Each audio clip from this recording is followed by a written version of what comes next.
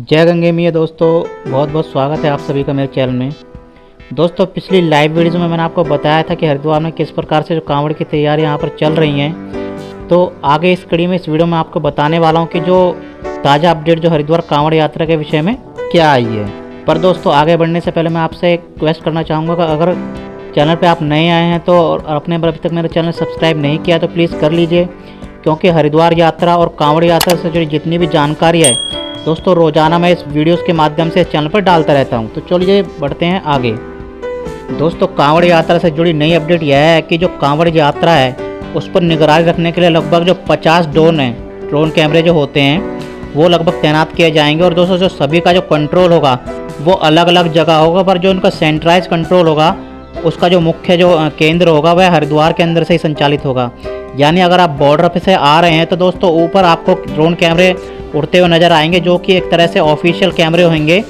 और इन कैमरों के द्वारा ही सभी कांवड़ियों की जो सुरक्षा वगैरह के मद्देनज़र दोस्तों उन कांवड़ियों की सुरक्षा के मद्देनज़र उन पर नज़र रखी जाएगी। यानी कोई भी जैसे जो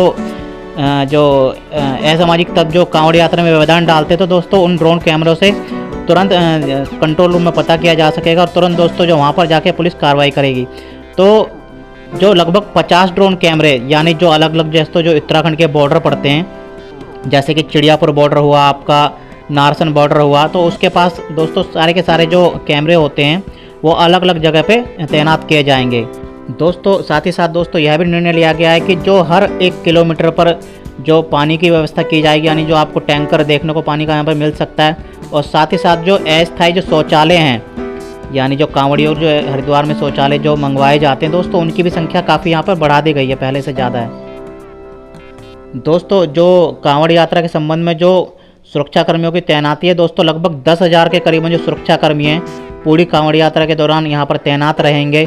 यानी जैसे जो आसपास के हमारे राज्य हैं, जैसे कि दिल्ली हुआ, उत्तर प्रदेश हुआ, हिमाचल प्रदेश हुआ, हरियाणा हुआ, तो दोस्तों उनसे जो पुलिस फोर्स वगैरह है कम से कम लगभग 10,000 के करीबन जो पुलिस वाले हैं टोटल जो फोर्स मिला के यहाँ पर लगाई गई है। तो कांवड़ सुरक्षा को देखते हुए करीबन 10,000 के करीब में जो सुरक्षा के जवान हैं वो कांवड़ की निगरानी करेंगे।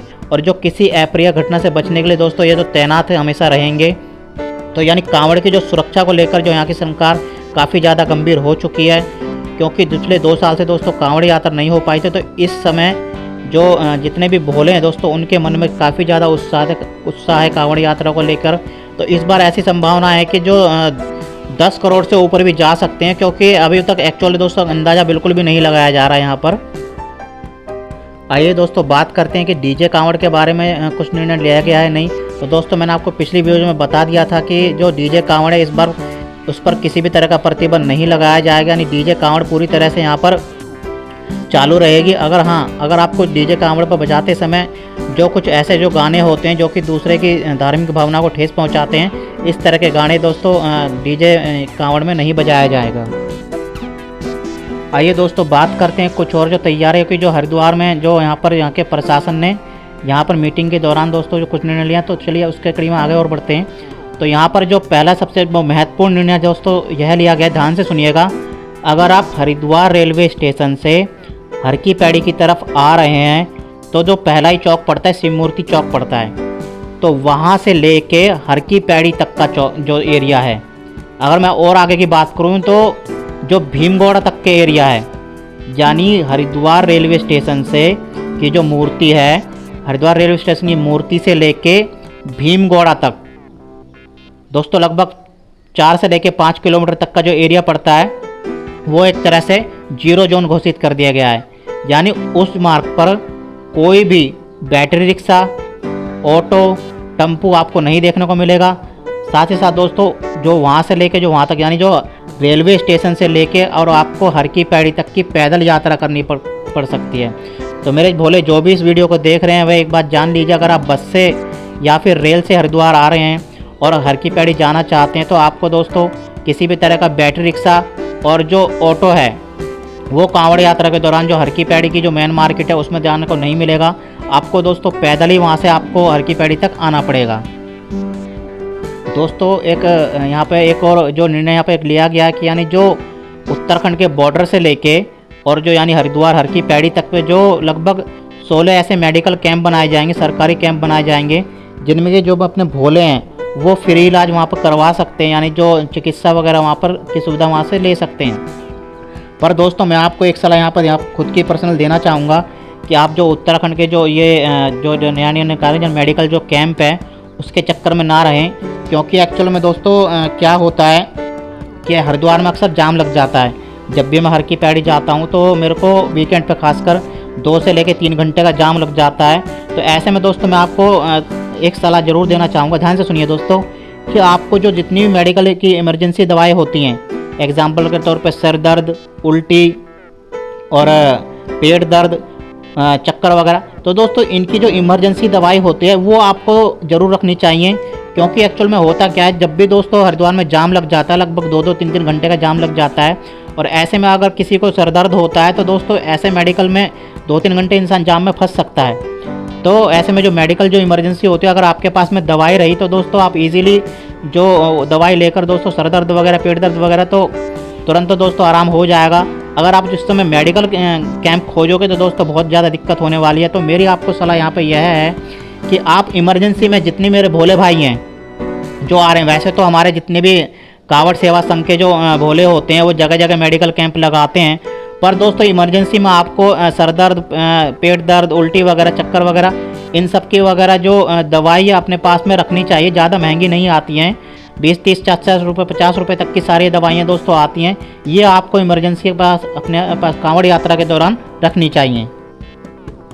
दोस्तों मेरे एक सब्सक्राइबर है पंकज हांडा जी, जो कि अम्बाला से बिलोंग करते हैं। वो भी कांवड़ यात्रा को लेकर काफ़ी ज़्यादा उत्साहित है। तो उन्होंने मुझसे सवाल पूछा है कि क्या जो हरिद्वार जितने भी भोले आएंगे तो यहाँ पर जो आईडी प्रूफ है दोस्तों मांगा जाएगा या नहीं मांगा जाएगा।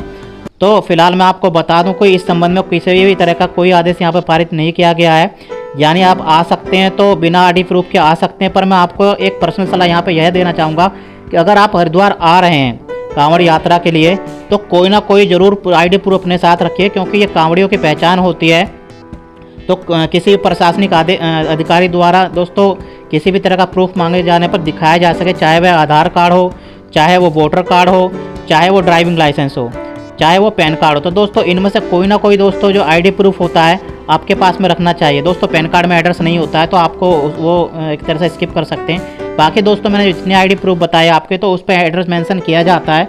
तो आप कोई ना कोई जो कांवड़ यात्रा के जो आ रहे हैं, कोई ना कोई जो आप आईडी प्रूफ अवश्य अपने साथ में रखें, क्योंकि दोस्तों आईडी प्रूफ रखने से कई सारे बेनिफिट होते हैं। आईडी प्रूफ इमरजेंसी में काम भी आता है, और साथ साथ दोस्तों जो कांवड़ियों की पहचान भी होती है। क्योंकि एक्चुअल में क्या होता है, जो कांवड़ के भेष में दोस्तों जो कई सारे जो अराजक तत्व होते हैं वो कांवड़ यात्रा में शामिल हो जाते हैं, और दोस्तों जो कांवड़ यात्रा की जो शांति है उसको भंग करने का प्रयास करते हैं। तो ऐसे में दोस्तों जो ओरिजिनल कांवड़िया होता है दोस्तों कभी भी कांवड़ यात्रा में भंग नहीं डालेगा। तो दोस्तों ऐसे में आपको क्या करना है, जो मैं एक तरह से हरिद्वार में रहता हूँ और सभी भोलों को अपने परिवार का हिस्सा मानता हूँ जो कि कांवड़ लेने के लिए आ रहे हैं और जो मेरी वीडियोस देखा करते हैं, तो मैं उनको एक तरह से एक पर्सनल सलाह यह देना चाहूँगा कि जो आप हरिद्वार आ रहे हैं कांवड़ यात्रा के लिए, तो आपने दोस्तों एक कोई ना कोई आईडी प्रूफ जरूर रखना है, ताकि भविष्य में किसी प्रकार के किसी भी मेरे भोले भाई को दिक्कत ना हो।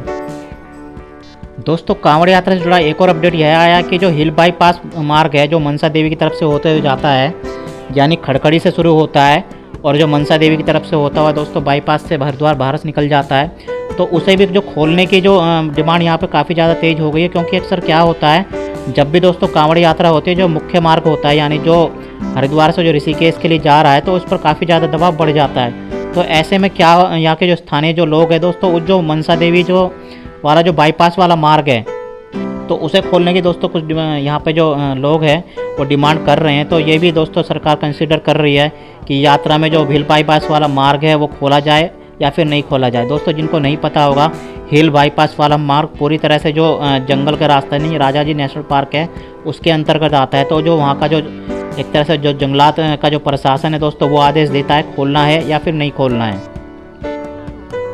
दोस्तों कांवड़ यात्रा से जुड़ा जो अगला अपडेट आया है यहाँ पे कि जो भी श्रद्धालु, चाहे वह भोला है या फिर कोई भी है, अगर वो इस समय दोस्तों होटल के अंदर ठहरता है और जो होटल का रूम का जो प्राइस है 1000 रुपये से कम है, तो दोस्तों उस पर जो टैक्स है 12% लगा दिया है। हाल ही में जो हमारे जो फाइनेंस मिनिस्टर उन्होंने मीटिंग की थी, तो इस संबंध में दोस्तों यह निर्णय लिया गया है कि जितने भी होटल हैं, ध्यान से सुनिएगा मेरे दोस्तों, जितने भी होटल हैं तो उनका अगर किराया 1000 रुपये से कम है तो दोस्तों उन पर 12% टैक्स ऐड कर दिया जाएगा। यानी पहले वो जो उन पर टैक्स लगता था दोस्तों, तो उसमें जो कुछ जो मॉडिफिकेशन यहाँ पे किया गया, यानी जो पहले से जो आपको जो किराया जो दोस्तों कमरे का काफ़ी ज़्यादा महंगा यहाँ पे पड़ने वाला है।